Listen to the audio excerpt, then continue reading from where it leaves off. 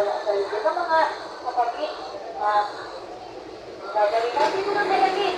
Kung ano man ang ginagawa sa atin ng ating kapatid, sila ay gamit.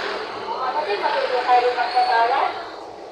Dahil ang Diyos ay pag-ibig, kung tatawarin natin sila.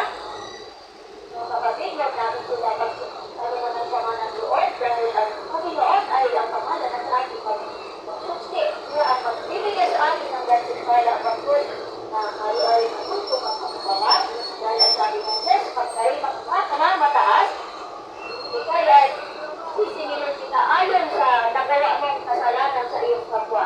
Kaya mga kapatid, ang kanuman ay nandito ngayon, naway kami ay ito makinggan mga kapatid, dahil ang Panginoon, ang gusto lang ng Panginoon ay magbago.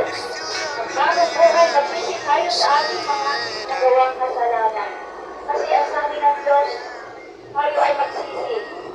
Huwag tayo na gagawa ng kung ano man mga kalmal-tumal na hindi kalupit sa Panginoon. Ang sabi ng Diyos, ang sabi sa Exodus 20:3, mga kapatid, huwag lang kayo ma-open sa aking sasabihin, ito ay katotohanan.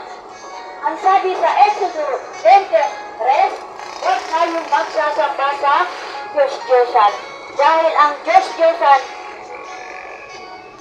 ay nung araw ako ay galing din ako doon sa mga Diyos-Diyosan.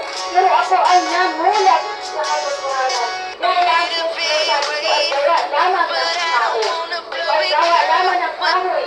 Gawa lamang ng bato. Na ito ay sinibinisan, sinibinturahan, lalagyan ng kabango at mga kapatid,